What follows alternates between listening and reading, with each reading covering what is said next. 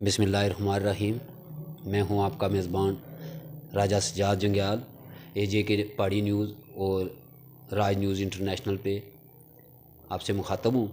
अभी हमारे साथ मौजूद हैं ब्रिगेडियर लाल साहब, जो पीटीआई से कोटली सिटी से उम्मीदवार असम्बली हैं। हम उनसे इनकी ज़िंदगी के मतलब, इनकी सियासी खिदमात, इनकी अस्करी खिदमात के मतलब सवालात करेंगे और अपने नाजरीन दिलचस्पी से सुनेंगे। अस्सलाम वालेकुम ब्रिगेडियर जी साहब। वालेकुम अस्सलाम, बहुत शुक्रिया जी, थैंक यू वेरी मच एजे के पहाड़ी न्यूज़ और आपका जो राज इंटरनेशनल न्यूज़ है, इसका मैं मशकूर हूँ कि आज आप लोगों ने मुझे मौका दिया बातचीत करने का। तो आप पूछें इंशाल्लाह जो आप ये बताएं कि आपने कौन से साल में कमीशन अप्लाई किया और आर्मी कब ज्वाइन किया आपने?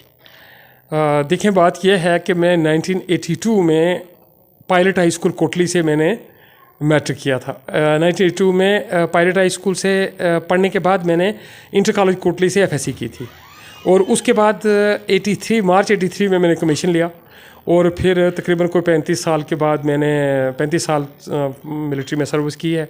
2016 में मैं रिटायर हुआ हूँ मिलिट्री से और उसके बाद से फिर जो है ना वो मैं समाजी खिदमत के लिए अपने आप को मैंने पेश किया हुआ है। देखिए, हमारा जो डिस्ट्रिक्ट कोटली है, इसमें मेरे ख्याल में इतने बड़े रैंक पे जाना, अस्करी जो अदारे हैं उसमें आप पहली शख्सियत हैं यहाँ।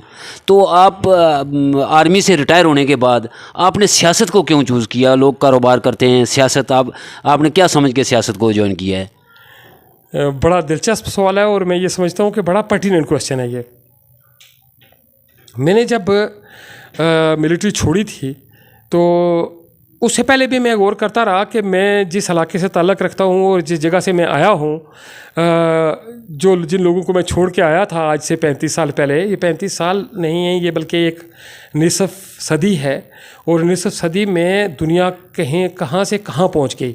आपको मैं ये बताऊँ कि ये 1980 से लेके तो 2020 तक का जो पीरियड था, इस पीरियड में दुनिया में इनकलाब आया है। लेकिन मैं आपसे ये सवाल पूछना चाहता हूँ कि मुझे ये बताएं कि आपने कोटली में मेरी गैर मौजूदगी में ये 40 साल जो गुज़रे हैं 1980 से लेके 2020 तक, आपने कोटली में ऐड क्या किया था? आपने कोटली में क्या ऐड किया है? जब मैं गया हूँ तो यूनिवर्सिटी यहाँ मौजूद थी। मुझे एक आप बता दें कि जी, अगर सियासत ना करूं तो फिर मैं क्या करूं कि जब आप 40 सालों में, आधी सदी में कोटली के लिए कुछ ना कर सकें तो फिर कौन करेगा कोटली के लिए कुछ?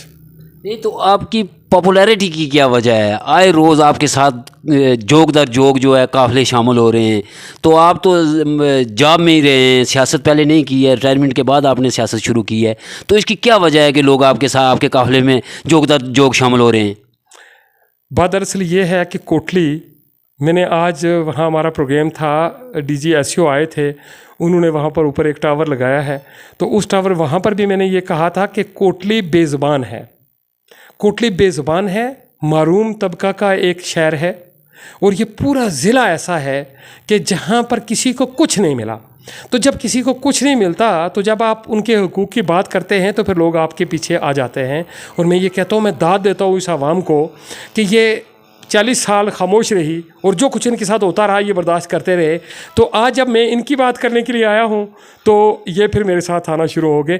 और मैं ये अल्लाह ताला से दुआ करता हूँ कि या अल्लाह ताला तू मुझे इन लोगों की तवक्कुआत पर पूरा उतरने की उम्मीदवार तो यस बहुत ज़्यादा हैं, लेकिन वो सारे के सारे रवायती सियासतदान हैं। और अगर कोटली को रवायती सियासतदान कुछ दे सकता तो मैं ये समझता हूँ मलिक नवाज़ से बेहतर कोई आदमी नहीं था। आपको मैं आज भी बता रहा हूँ कि मलिक नवाज़ साहब जो है ना, वो एक शरीफ आदमी और अच्छे आदमी थे, लेकिन डिलीवर नहीं कर सके। ये बदकिस्मती है। और जो भी रवायती सियासतदान है, मैं किसी का नाम लिए बगैर ये कहूँगा कि वो सबसे पहला हमारा प्रॉब्लम इस पहाड़ी बेल्ट का जो मोस्ट नेगलेक्टेड एरिया है उसका एजुकेशन का है। कोटली शहर में बेशुमार मसाइल हैं। दूसरा पोर्शन जो है इस हल्के का वो कोटली शहर का है जहाँ पर बेशुमार मसाइल हैं। दरिया पास से गुजरता है, पानी नहीं है कोटली शहर में। आप इमेजिन करें, बैरिया टाउन पिंडी वाले की आबादी, मेरा ख्याल ये है कि कोटली की आबादी से ज़्यादा है। वो खानपुर डैम से पानी लेके आते हैं और अपने लोगों को 24 घंटे पानी देते हैं। हमारे तो बिल्कुल साथ वो है और कोटली पे ऐसा है।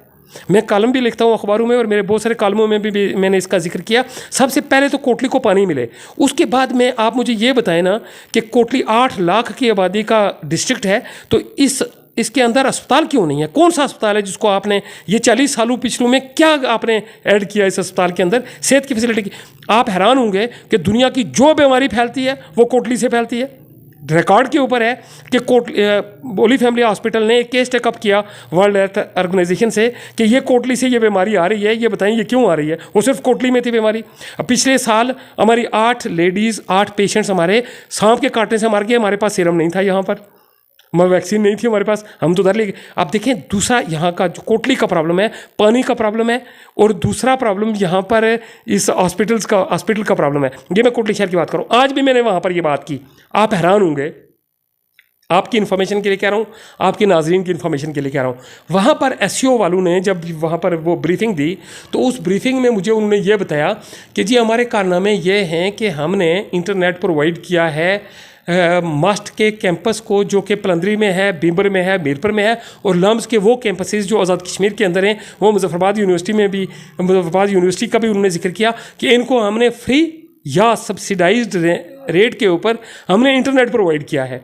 तो मैंने उनसे ये पूछा कि कोटली का नाम ही नहीं है कहीं, तो उन्होंने कहा जी कोटली से तो कोटली वालों ने तो हमसे कभी डिमांड ही नहीं किया। तो मैंने ये कहा कि कोटली तो बेज़ुबान है ना, ये वो शहर है, ये वो ज़िला है जो अपनी ज़ुबान नहीं रखता, जो किसी से कुछ मांग नहीं सकता। अब तमाम क्लासें कोविड-19 के बाद ऑनलाइन थी, तो यूनिवर्सिटी भी ऑनलाइन थी, लेकिन यूनिवर्सिटी वाले स्टूडेंट्स को नेचुरली कोई बात ही नहीं करता कि स्टूडेंट्स जाएँ बाहर में, वो जो मर्ज़ी करते रहें, उनको कोई पैसे देता है नहीं देता, इंटरनेट है या नहीं है, तो कोई बात ही नहीं करता। तो ये प्रॉब्लम्स जो है ना वो कोटली आप बेशुमार। मैंने उनसे आज ये भी केस टेकअप किया, मैंने उनसे ये कहा कि एसईओ की सर्विसेज आज़ाद कश्मीर के लिए हैं, लेकिन इसमें मोस्टली एम्प्लॉइज़ जो हैं ये पाकिस्तान से हैं। तो देखें, लेकिन ये सारी चीज़ें तब होती हैं, और यही नहीं बेशुमार मसाइल हैं कोटली के ऊपर। मैं 10 दिन लगातार से निकलती है। आप कोटली के अवाम को क्या ये खुशखबरी देने जा रहे हैं कि कोटली में आप नुमाइंदा नामज़द होके आप CMH के लिए कुछ करेंगे?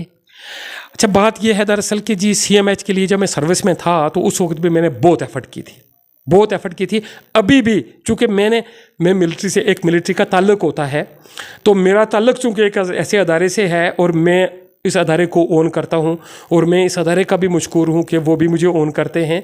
तो बात यह है कि मैंने अभी भी एफर्ट की है। हमारा तकरीबन 50% काम, ये मैं खुशखबरी सुन लें, समझ लें या कुछ, मैं कबल अस वक्त बातें नहीं वहाँ पर लगवाया।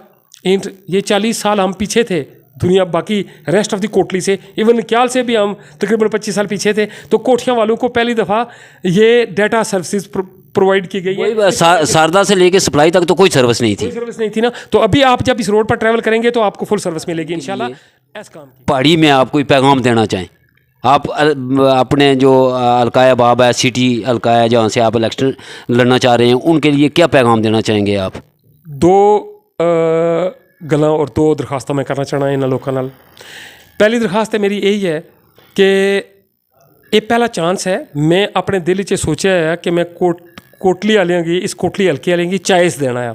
क्योंकि मैं जो लोगों नाल मिलना है तो लोग मिगी ये गल बने दे कि असां कोल चाइस ही नहीं रहा, कदे चाइस ही नहीं रहा। इस दफ़ा मैं कोटली वालियां गी एक चाइस देता है।